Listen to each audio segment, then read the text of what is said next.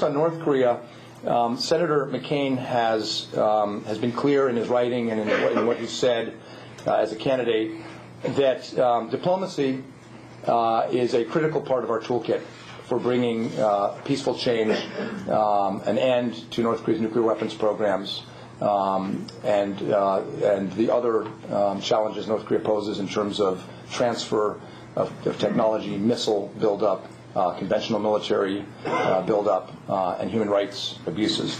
But he's been quite clear that diplomacy is a critical part of our toolkit. That the six-party talks are a useful framework. This is something both candidates have said. And that engagement is going to have to be part of our overall strategy. But he's been also very careful to say that talking to North Korea, engaging the six-party talks, is just one tool in our toolkit. And we make a mistake when we think that that's the entirety of our strategy. He argued in Jungang-ilbo with Joe Lieberman, and has said since, that while we work on engagement, we have to also have pressure and consequences. It has to be clear to North Korea that we're not expecting to charm them into giving up their nuclear weapons, that they face a choice. And so it's important that we remind the North the consequences when they're not moving forward along the lines the international community and the other parties in the six-party talks have expected, and that North Korea itself has agreed it would do.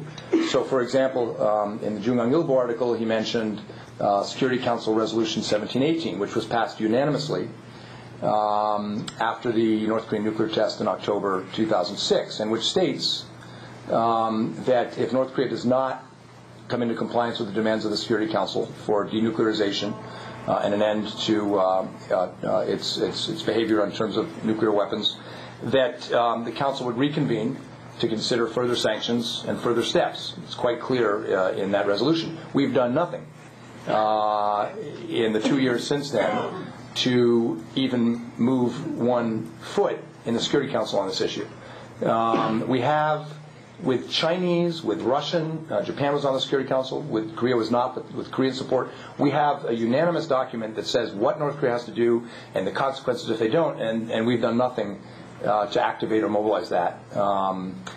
We have a trilateral process, TCOG, which is an effective way to send a strong signal to North Korea about the Allies' intention to hold them to their commitments. Use of that has been infrequent at best.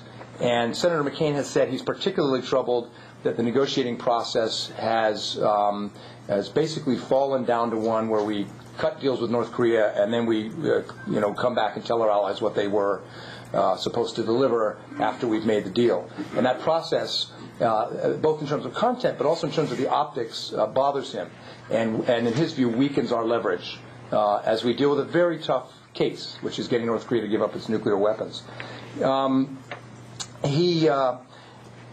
On June 26th, when President Bush announced that the United States would lift sanctions related to terrorism as part of the current round of diplomacy, Senator McCain put out a statement saying, this is a modest step forward, but if there is not clear verification of the agreement, he wouldn't support it.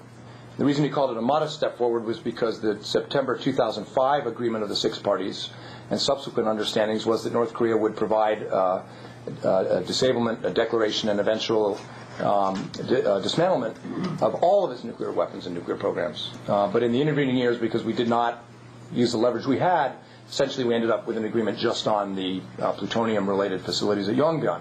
Well, he said it's a modest step, but he said a modest step.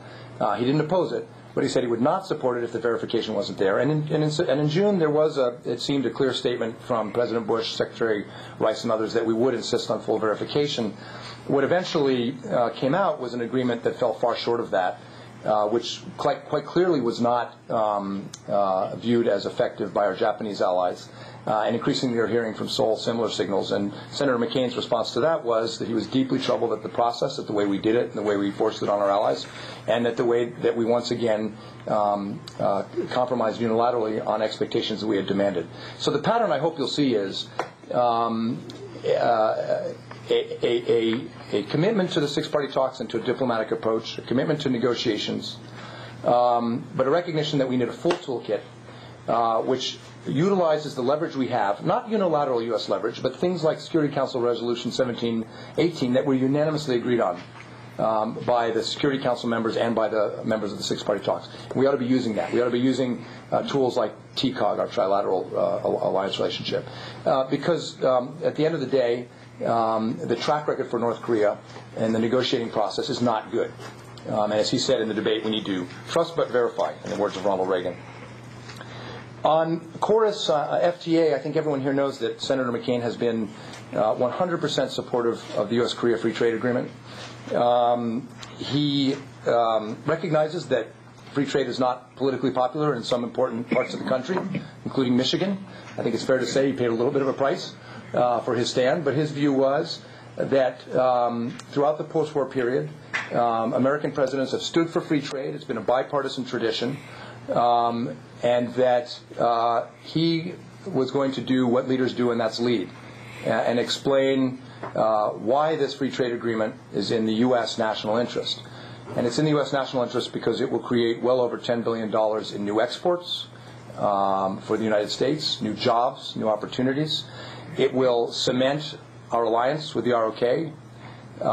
It will set a high standard for trade liberalization right in the heart of Northeast Asia at a time when the rest of Asia is experimenting with a variety of multilateral free trade agreements, ASEAN +1, ASEAN +3, SEPIA, I won't bore you with the acronyms, that all have one thing in common: we're not in them. And they're very low-quality FTAs. Well, the U.S. Korea FTA is a high-quality WTO-consistent FTA that, if it's ratified, will set the standard for the region.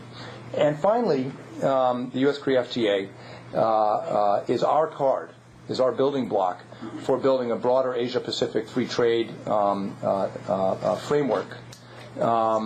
And both Senator Obama and Senator McCain recognize the importance of working on a multilateral cooperation in Asia and a regional order that emphasizes cooperation. Trade is a critical part of that. If we don't have KORUS FTA, we don't really have much of a story to tell when we go in the door to talk about the future of multilateral cooperation and regional order in Asia. Finally, the U.S.-Korea alliance is a global alliance. When you read the Jungang Ilbo article, Foreign Affairs, and other things Senator McCain has written and said, you'll see a very clear emphasis on allies and a recognition that our business in Asia and internationally needs to begin with our allies. And the U.S.-Korea alliance is in I think, quite strong shape. When I was in the NSC, I used to quote Mark Twain's line about Wagner's music, which is, it's not as bad as it sounds. And the U.S.-Korea alliance, I used to say, and Jack heard me say this a million times, is not as bad as it sounds. Sure, the New York Times and certain Korean newspapers, who I won't say because they're here, would have cover stories about protests and friction. But, you looked at the polls, and it didn't tell that story. In Jungang Ilbo's poll, for the past 2 years, the U.S. has been the most popular country in Korea. And the reality is the alliance has been in quite good shape in spite of some tough issues. And the reality is that we've negotiated KORUS, that we've worked together in Iraq and Afghanistan in areas we never worked together before. We realigned bases under FOTA, and I worked on Japan at the same time, and believe me, it went a lot smoother in Korea, as tough as it was. So there's a lot to point to. But the recognition of the potential of the alliance by the publics and by political leaders in both parties in both countries, that's just starting to dawn. I think we're at a very exciting moment, as Jack implied in his introduction, in terms of what the U.S.-Korea alliance can do regionally and globally. And this process has started with the current administration. I think it will continue with the next administration, no matter who wins. For Senator McCain, building a U.S.-Korea alliance is about working together on global issues. Korea is about to become a member of the DAC in the OECD, of the Donor Coordination Committee, Development Coordination Committee. Korea is increasing its foreign aid. Korea is the host in 2 days of the Asia-Pacific Democracy Partnership, which will bring together governments, senior officials from democracies in the region to work on strengthening each other's self-help on election monitoring and institution building. A proud sponsor, I would add. I was in Seoul a month ago, and the government of Myung-bak is quite proud of this contribution. And on climate change, Korea is going to be a critical partner, a bridge in many